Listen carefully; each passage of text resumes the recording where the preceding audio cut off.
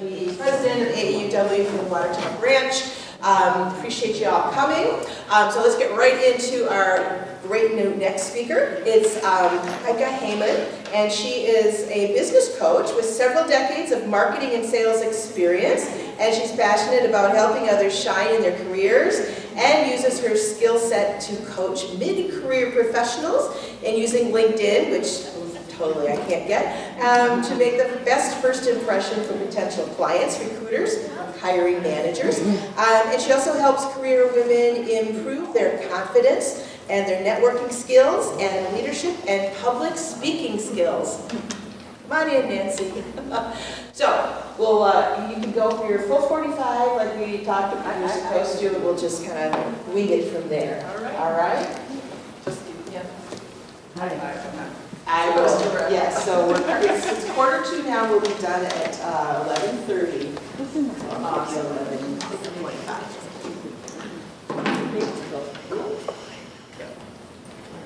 Good morning, everyone. Good morning. All have habits, right?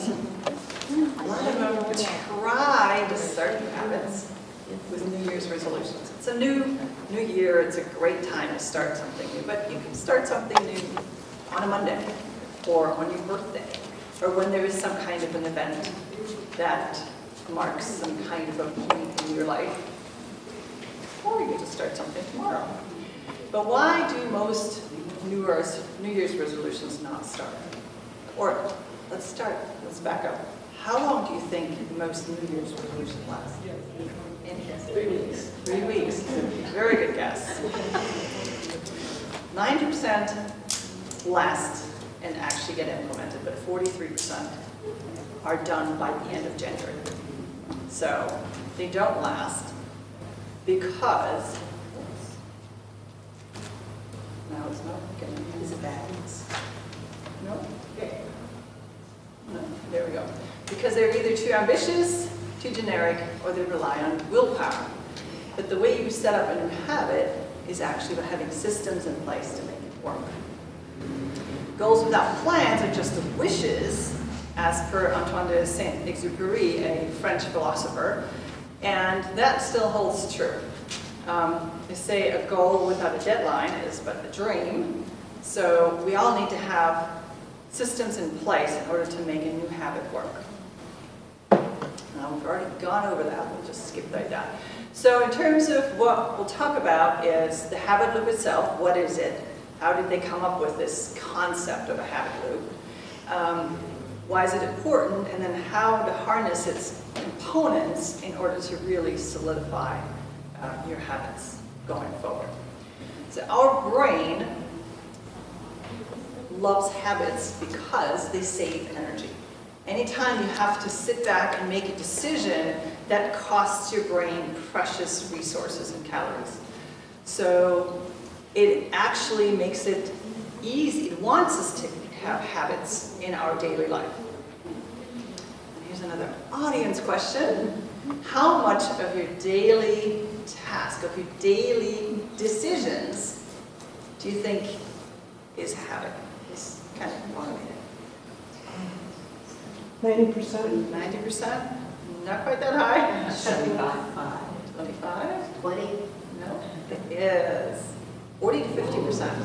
That's a lot.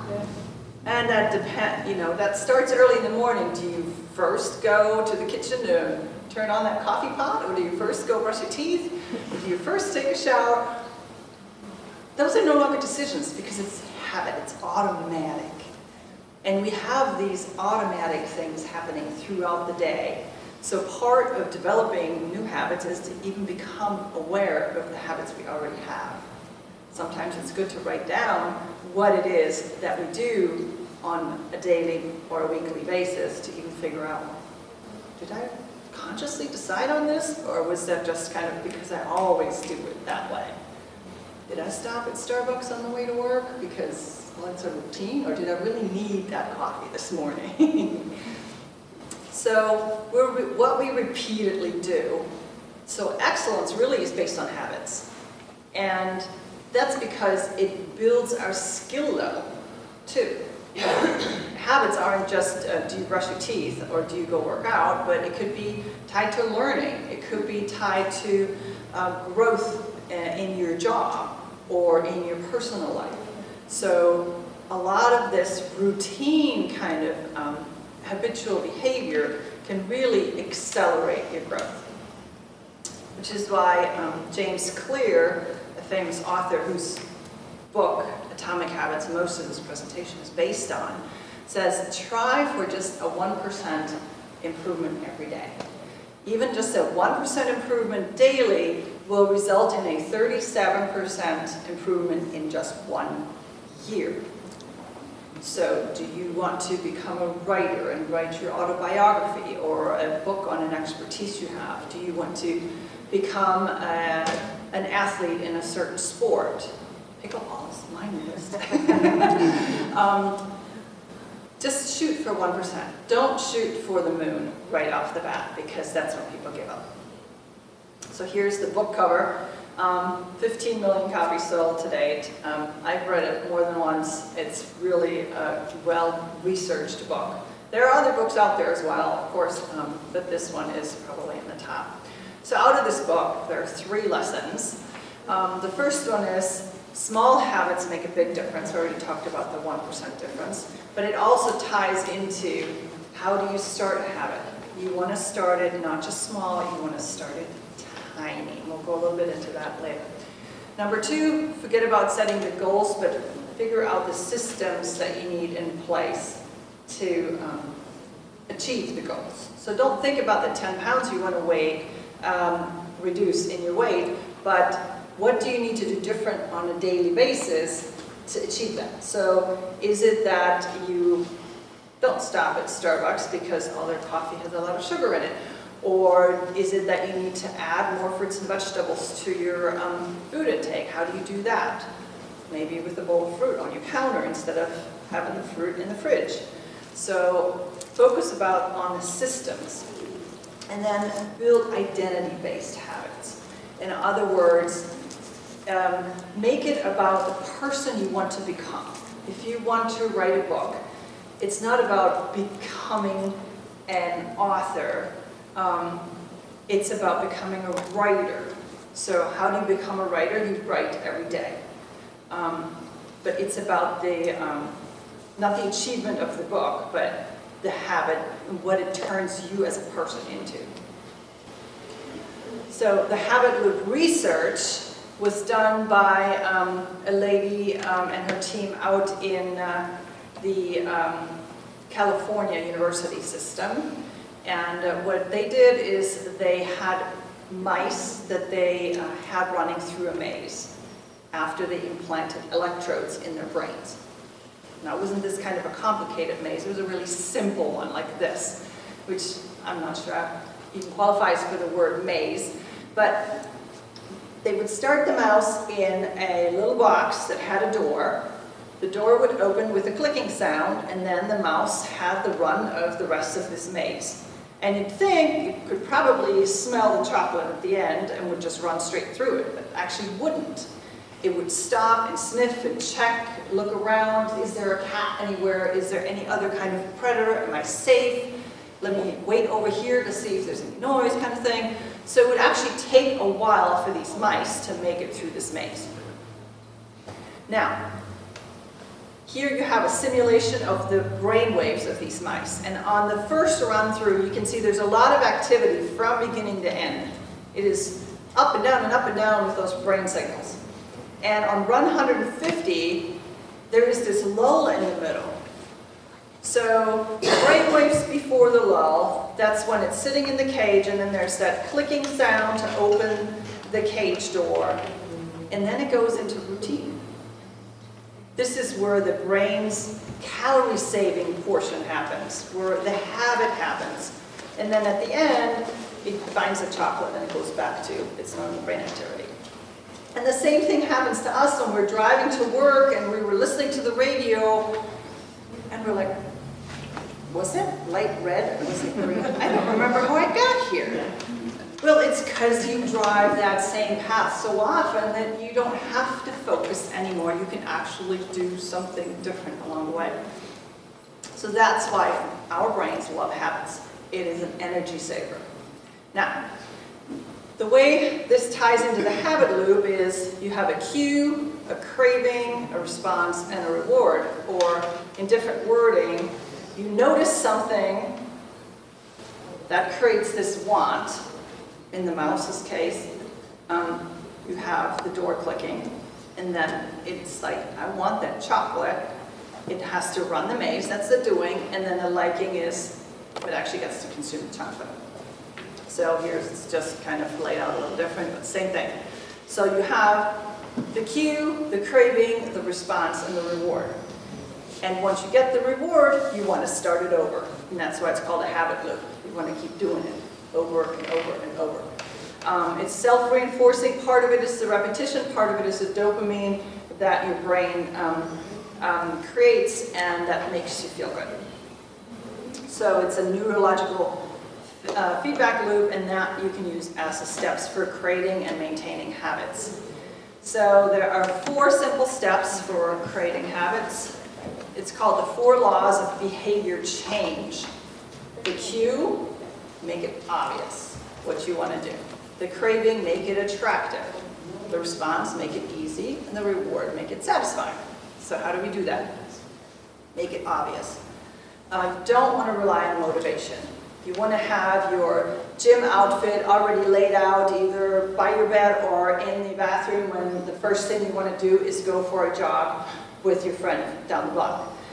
You want to make sure that if you want to increase your intake of fruit and vegetables, you have a bowl of fruit and vegetables on your counter.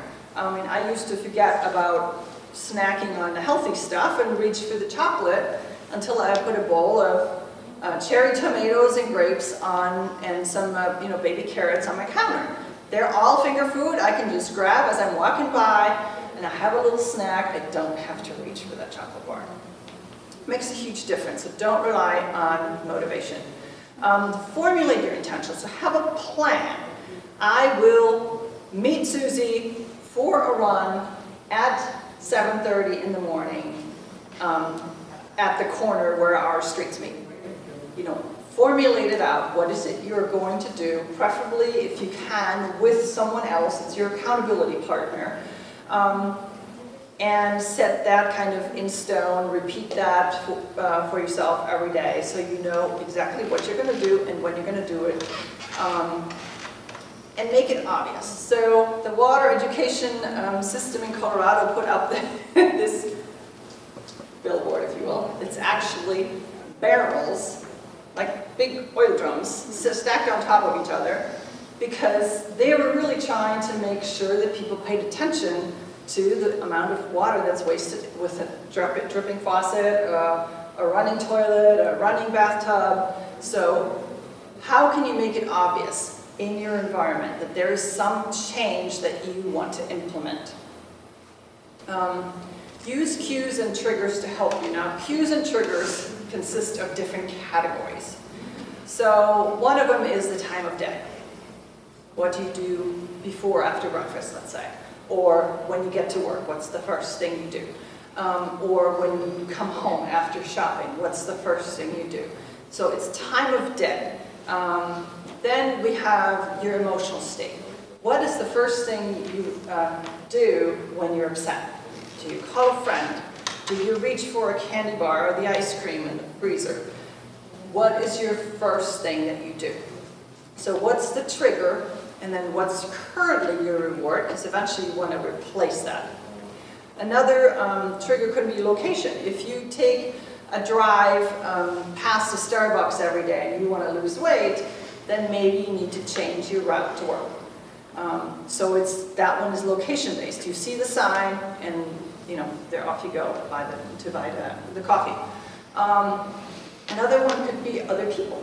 Are there people in your life that stress you out or that make you happy that you need to spend more time with? So people can be a trigger for certain behaviors. Every time you go over to your aunt's house, there is apple pie, and you're trying to count calories. Okay, so it's the person, it's the location.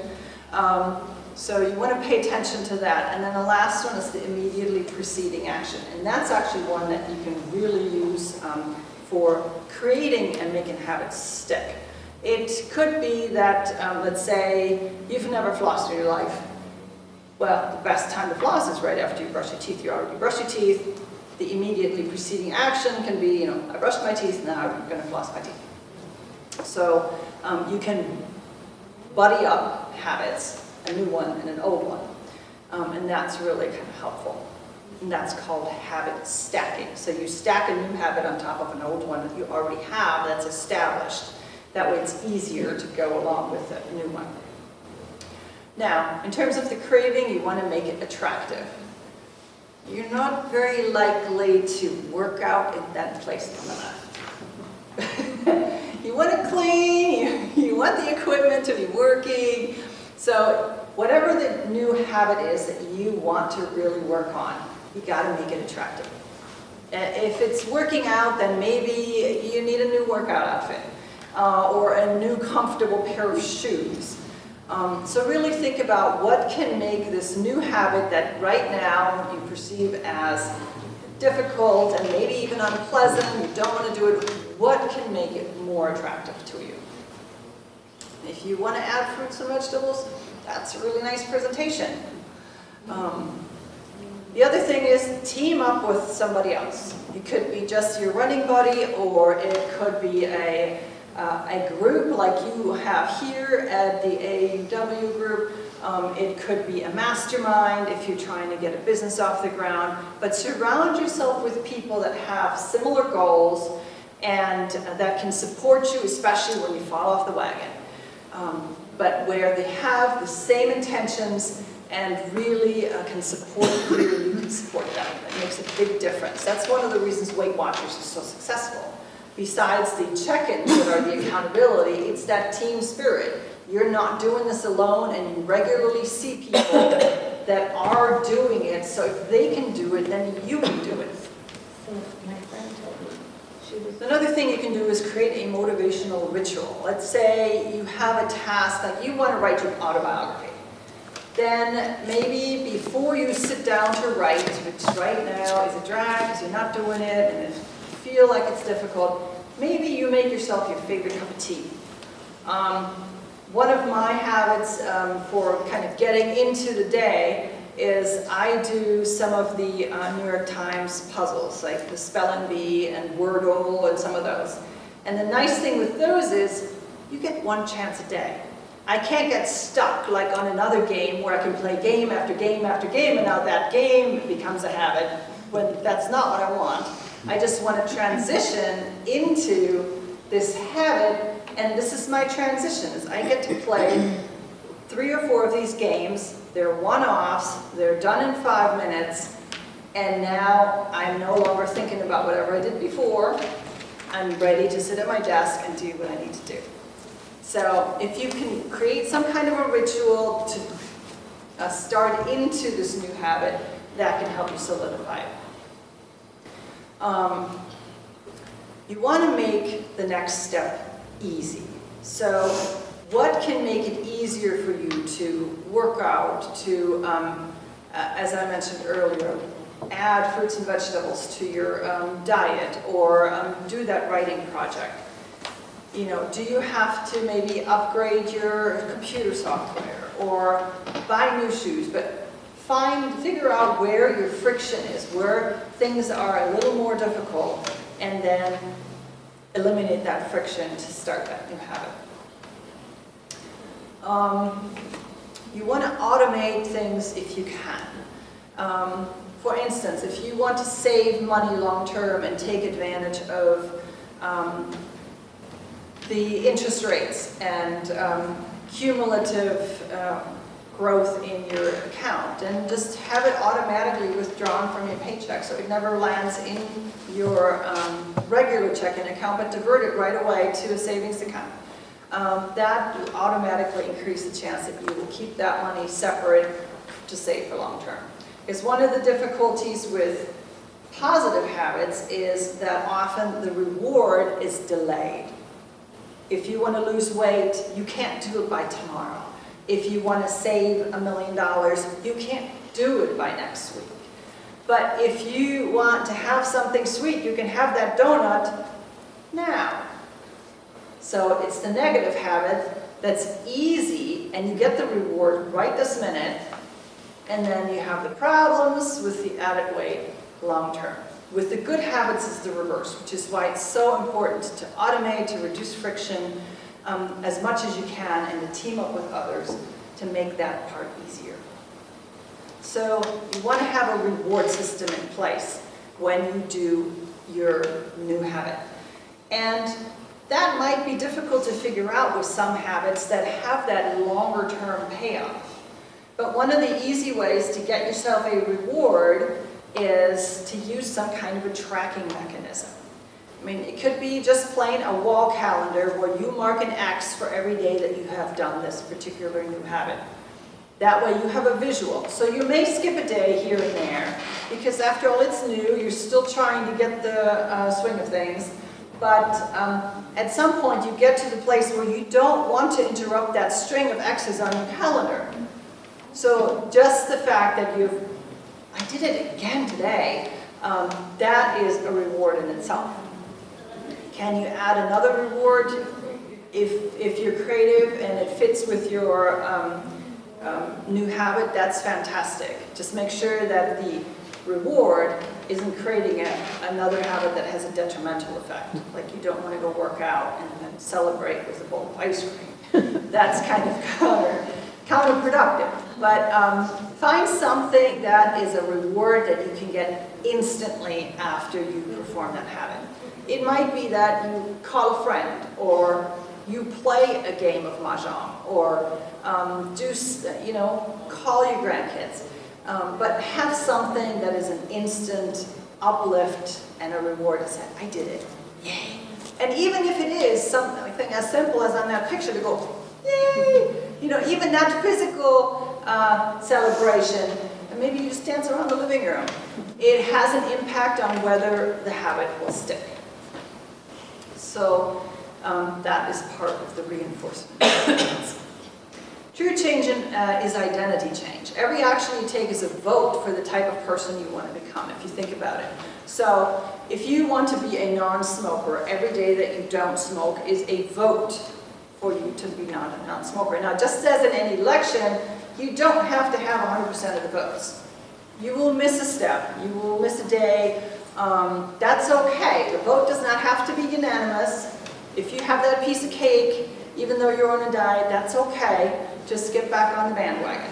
Along those lines, with some things where you are trying to strengthen something that might happen multiple times a day, like a change in eating habits, don't throw the whole day out if you add extra calories in one meal.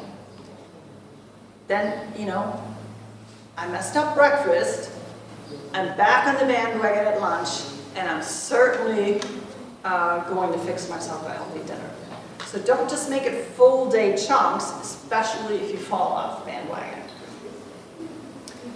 And again, it's all about identity change. You want to become a different person by the end of this. You're going to be a writer, you're going to be an athlete, you're going to be a better friend or a better spouse because of something new you do.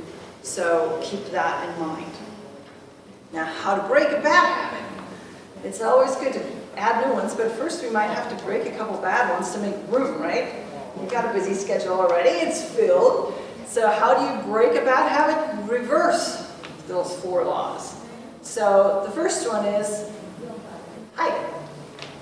Put the chips away, or don't even buy them. That way you only have to make the choice once at the grocery store instead of 7 days a week at home. So hide the cues for the bad habits. If you spend too much time on your phone, then delete the app that takes up that time. Or move it to the last page and don't have it on the front page of your phone. So put it away, put it aside, you don't want to see it. The second one is make it unattractive. There's a group of people online, I don't remember what they're called, but in order to change habits, they make you put down money, and if you don't follow through with your habits, by the end of whatever time period you choose, that money goes to an organization you don't like. The opposite political party, or something. So that's an added incentive. So how can you make something unattractive that you don't like? Every time you stop at Starbucks, you have to pay an extra $5 to, I don't know, don't make it your vacation account, to somebody that maybe you don't support. So, number 2. Number 3, make it more difficult. I mentioned the apps. Take it off your phone. Every time you actually want to use that app, you're going to have to download it again, and you better be on Wi-Fi because otherwise you take the data. So, what else can you do to make it hard to perform that unattractive habit? And then remove the satisfaction. So, what can you do to make a current habit less attractive to yourself? Now, all dreams can come true if we have the courage to pursue them. Starting something new is hard. And one of the things that we've all done is we've reached a point in life where certain things are easy. And we think that we should be really good at them.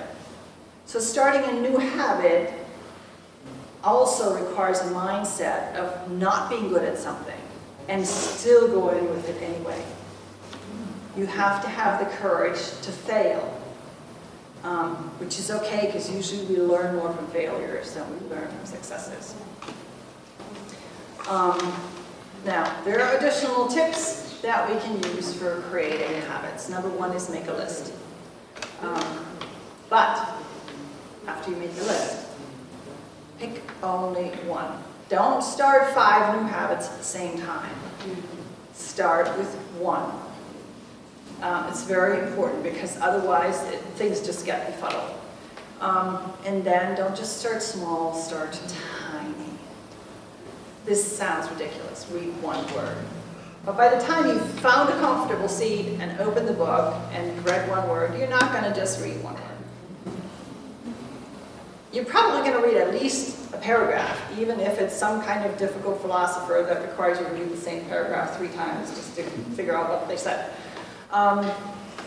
Walk outside to the street corner and back. Breathe deeply for 1 minute. When you first wake up, come up with at least one thing that you're grateful today. And do the same thing before you go to sleep. Start tiny. I have a habit tracker, and one of my habits is 1 push-up. Just 1. And to make it even easier and remove the friction of having to change outfits and getting on the floor, all my requirement is to find a door frame or a wall, step away, and do the push-up doing my own body weight. By the time I do that, I might as well do 5 or 10, and I can do that while the coffee's brewing, or and then I'll do it on the countertop. So how can you weave things in? When they're tiny, it's easier to do. So make them tiny.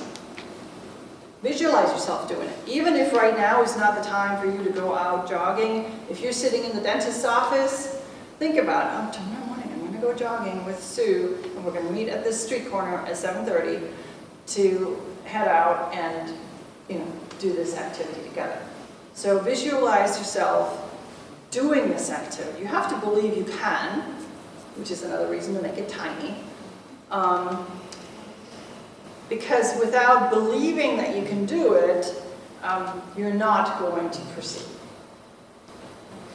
Do it daily. It is so much easier to start a new habit if you truly do it every day as opposed to, I'm going to do this Monday, Wednesday, and Friday. You're already setting yourself up for failure. Because it is very hard with those interruptions to stick with the habit. Unless it is very much tied to a time and place where, that really does only happen 3 times a week. So if you can do it daily, that's really important. Take a simple idea and take it seriously. You have to be committed. Are you really intending to save money, lose weight, become a writer, or is it just a flight of fancy that somebody else, suggested? So I mentioned a tracking device. Tracking it is easy. You can do it on a calendar. I have an app on my phone. In fact, I have this app on my phone. And you can see on the far left, it's just check marks. I literally have to just do check marks every day when I complete a task. One of my tasks is when I have breakfast, I watch a TED Talk. I'm not sure how many of you are familiar with that, but TED Talks are in length anywhere from 3 minutes to 20. Most of them are around 10 to 15. My seat's gone. That's long enough for me to eat a bowl of cereal. And they're topics about just about anything. They put up a new one every day. So every morning for breakfast, I watch a TED Talk. Because one of the things that I want to be is a lifelong learner. And it doesn't matter if they're talking about how whales communicate underwater or what we need to do to clean up the environment, because they choose a topic for me. It's a new one every day. I don't have a choice. I could choose. I could do a search right on TED and pick something different, but it's a check mark that I'm very diligent about getting every morning. I mentioned the push-ups. Another check mark I have is 3 gratitudes every day. Now, my partner and I go for daily walks, and we have now made it a habit that at some point on this walk, one of us will say gratitude, and it can be simple. I am grateful for air conditioning. And then the other person says their gratitude. I am grateful for indoor plumbing. And then the next one, I am grateful that it's a nice sunny day so we can go on this walk. And I'm grateful we have this park within walking distance. 3 each. And I get my check mark when I come home. So tracking is important because at the end of the night, I look at my list, and I have multiple things by now that I track. I want everything to have been closed out. Because on this habit tracker, by the way, it is called Habit, the task disappears when you give it the check mark. So it disappears for the day, and then it shows up again the next day. It's really easy to do, and it's very effective. The other thing is you want to commit to 30 days. We all fall off the wagon. My habit tracker is not solid for all of my habits, not by any means. But if you can commit to 30 days, you're much more likely to actually make it stick. As I mentioned earlier, if you can enlist someone's help, that is fantastic. If you want to improve your nutrition and your family's not on board, it's going to be hard. But you can still add that extra piece of lettuce to your burger that you haven't had before, because even one slice of lettuce has a good number of nutrients that will improve things for your body. So, but if you can enlist the help of a friend or a mastermind or a coach or sign up for a class, that's fantastic. I'm signed up for 2 yoga classes a week. I started in January. Meanwhile, I have learned enough yoga poses to where I could do 2 hours of yoga on my own. Do I do it on my own? Not so much, and certainly not for an hour. But after we get home from our walk, my partner and I go in the basement and we do a couple of stretches and yoga poses. And I have a check mark. And I have her there with me, and I have the yoga teacher who asks if we're not showing up. Where were you? So, enlist help if you can.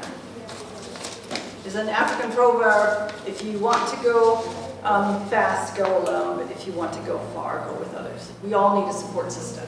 And it might just be that we have a bad day, and we need someone to prop us up and go, you're not a failure. You can do this. You've done it already how many days in a row? Just keep going.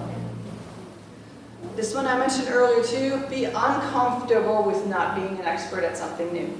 If you want to become a marathon runner, not if you want to run a marathon, but if you want to become a marathon runner, it's that mental game, you need to get somebody's expert opinion in terms of how do you train for a marathon. I wouldn't have a clue how to train for a marathon. Running's not my thing. So be okay with not being the expert and messing up. And if you can, we talked about habit stacking, do this new habit right after one that's already well established. So what can you do that follows something else and makes sense in the combination? We talked about brushing your teeth and flossing. Well, that's fantastic, but if you, let's see, you want to eat better, you're not going to do that right after brushing your teeth. That doesn't make sense. So what makes sense in terms of stacking habits? Be prepared for missteps. What are you going to do when you miss a day? For starters, don't beat yourself up. Make a plan for next time. Why did you not, let's say, go for a walk? Was it that it rained? Well, then have a rain jacket ready. We moved back here from Maryland last year, and we thought we would need a gym membership for the winter, but we didn't actually, because we kept walking all winter long. We just bundled up. So what do you need to prepare mentally and physically, you know, coats, shoes, whatever, to be ready to overcome a misstep or prevent a misstep? It requires some thought, but depending on what it is you want to accomplish, I'm sure it's not that difficult. Be patient and be persistent. There's something called the Daffodil Project. It wasn't actually started as an official project, if you will, but this lady out in California wanted to have more flowers in her yard. And so she started with just a couple of daffodils every year. She's now planted so many daffodils, and they have, you know, self-pollinated and spread, that it's a park size, and people come there to see her daffodils. It's that big. Because she's done it for decades. So patience is important. We have to be patient with each other. A lot of us have this voice in our head that is not talking to us the way we would talk to our best friend. And we really need to flip that and talk to ourselves the way we would talk to our best friend when they're going through something tough, when they're trying to start something new. And then, as I mentioned earlier, you've got to celebrate. If you don't celebrate, it's not going to stick. You don't have that reward. So, how can you celebrate? Any ideas? How can you celebrate a new habit? We talked about the dance earlier. That Facebook call with your high school girlfriend, your Skype message with the grandkids. How can you celebrate? We don't celebrate enough in life. We really need to. For habits and other things that are not habits but nice occasions, we need to celebrate. So, come up with a way to celebrate. Focus on the habit itself, so the system, not the goal. The goal may be that you lose 10 pounds, but don't think about, I haven't lost 10 pounds yet, I haven't lost 10 pounds yet, I haven't lost 10 pounds yet. What are the systems that you need to have in place? Do you need to get yourself a Fitbit and start counting your steps and get at least 5,000, 8,000, 10,000 a day? What can you do to focus on the system, the small steps, the actual habit that gets you to the goal without beating yourself up, I'm not there yet. If you want to achieve your goals, don't focus on them. And do it for yourself. Don't start a habit because someone else tells you. That practically never works, not long term, and it's not satisfying. Do it because there's something in it for you. There's that $1 million in the bank account 40 years from now. Or there is that dress you're going to fit into when your sister gets married. But really do it for yourself. So what can you do work on today that will continue working for you for years to come? Can you cut out the cookie at lunch or the chips that go with dinner? Can you reduce the amount of time that you spend on the sofa at night, or at least during commercials, get up and walk around the kitchen once? You know, just to get moving, because they say right now, sitting is the new smoking. We all sit too much. What can we do that has benefits for the long term? And then start. And then, let's stay in touch.